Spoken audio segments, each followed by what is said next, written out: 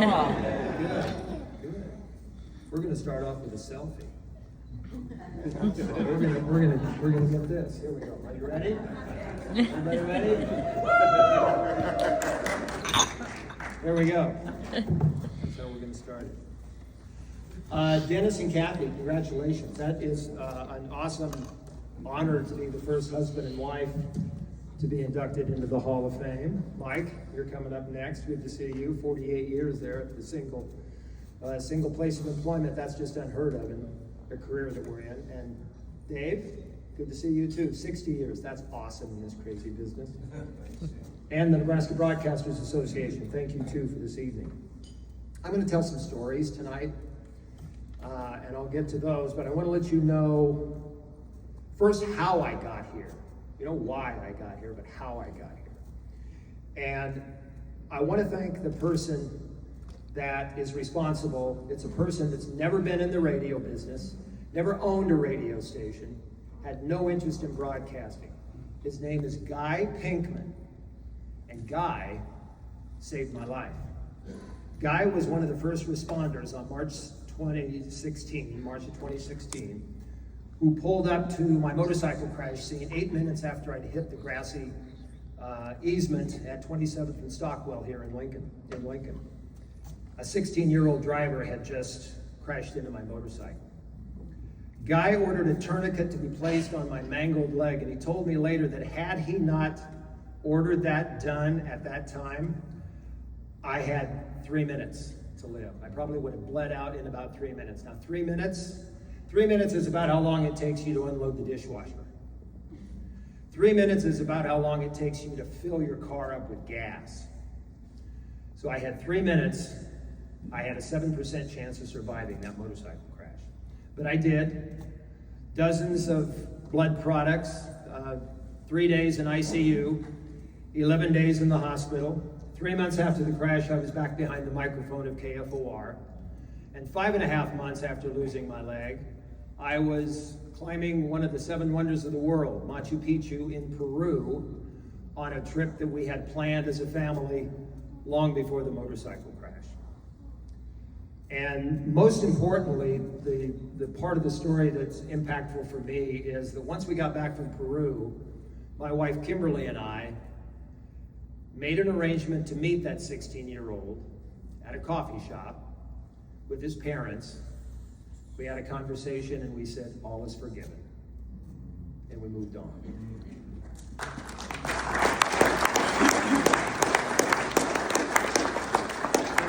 The reason I'm on crutches tonight is because of some advice that I got from Bob Kerrey, former governor of Nebraska, former U.S. Senator. When I was in the hospital, Bob gave me a call in the hospital and he says, your life not only is it going to change physically, but you will be asked to settle.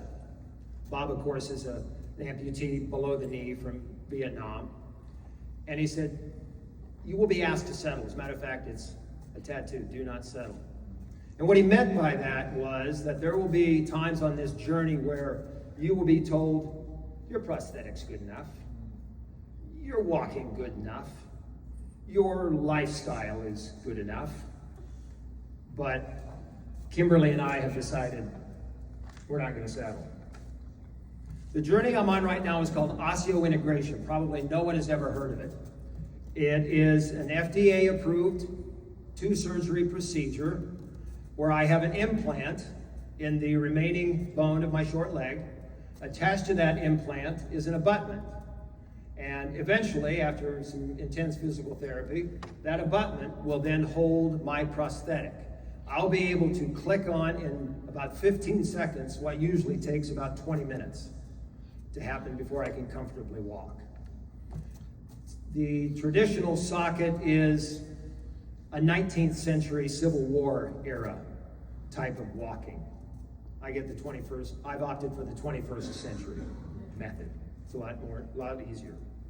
My broadcast instructor at Hastings Technical Community College would have never seen this night coming, because my first assignment I handed in, and in red pencil he wrote back at the top of the assignment, seriously consider a different profession. But like most advice that I got from adults back in the 70s, I paid him no mind. I finished my schooling, got my third-class ticket, and went to work full-time at KUVR, my hometown radio station. My next stop was KRNY. This was my WKRP, for everybody that can relate to that TV show. There was it was complete with an artfully incompetent manager, good-looking receptionist, a sales manager that liked his plaid sports jackets, and rock and roll cranking up and down the hallway. That was a great place to work. Contrast that to KFAB, my next job. Decided to cut my hair when I went there. I was working in the presence of future Hall of Famers: Lyle Bremser, Kent Pavelka, Gary Saddlemeyer, Kent Hedrick, Walt Kavanaugh, Jack Payne. As you heard me in the video, I kept my mouth shut and my ears open. That's where I went to school, was KFAB. From there, I went to KRGI as a news director, 3 years there. KRGI, owned by the Stewart family and controlled by Dick Chapin, another Hall of Famer. Roger Larson was a general manager, another Hall of Famer. On the air, I got to yuck it up with 2 more Hall of Famers, Kathy Blythe and Chuck Stevens.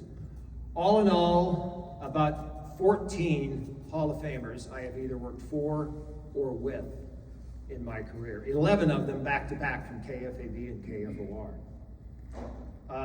38 years at KFOR, a lot of adventures. May of '87, I traveled to Honduras. I think, Mike, you went along with that one too, didn't you? We flew with the National Guard to Honduras to follow the National Guard training, and flew over the dense Honduran jungle in an open-door Huey helicopter. September of '94, I covered the execution of Willie Otte. That's another one that Mike and I both covered. Nebraska's first execution since Charles Starkweather in '59. And the reason I remember this one so vividly is because of the stark contrast of that night. The smell of alcohol and the sound of celebrating coming from the side of the barricades where the death penalty supporters gathered, in contrast to the other side of the barricade and the German shepherds. The smell of patchouli incense and the sight of candles burning and people calmly singing the anti-death penalty side. What began as a desire to play rock and roll evolved eventually into going around the world, literally.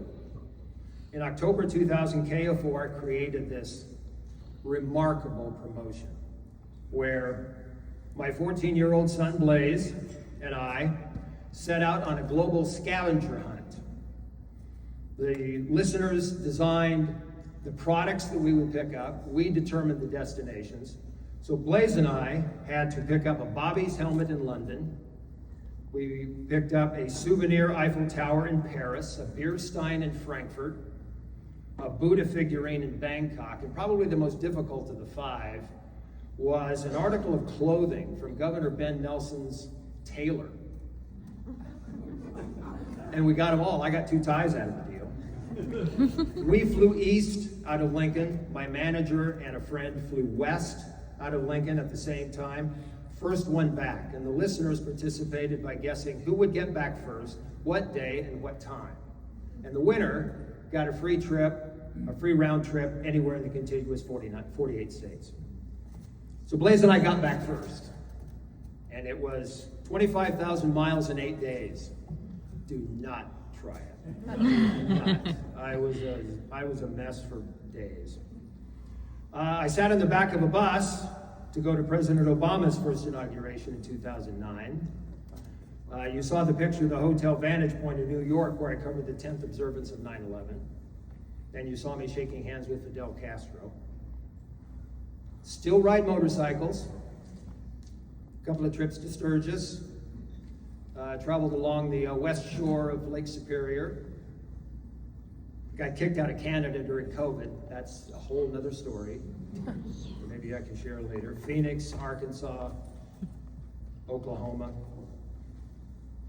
My radio challenge these days, honestly, is to live up to the standards at 33rd and Holdridge, where I go to work every day. Nebraska Public Media, the morning edition host, the most listened to news radio program in the country. Not bragging, just saying. That's all right. You agree? I've learned that what we say really matters. It's about being fair. It's not about being right, it's about being accurate. And what we say either connects us with listeners or it drives them away. And the best example of that in my life was written in a card that was sent to me by a listener after my motorcycle crash. And she wrote, "You are the best friend I have never met." I want to thank everyone who believed in me to get me here tonight. The individuals who nominated me in the first place, the colleagues that have spoken on my behalf, and to the awesome Nebraska Public Media television crew who put together my video tonight. And the Nebraska Broadcasters Association, thank you for this recognition. Be safe when you leave here. Watch out for motorcycles, please, when you leave here. And good night.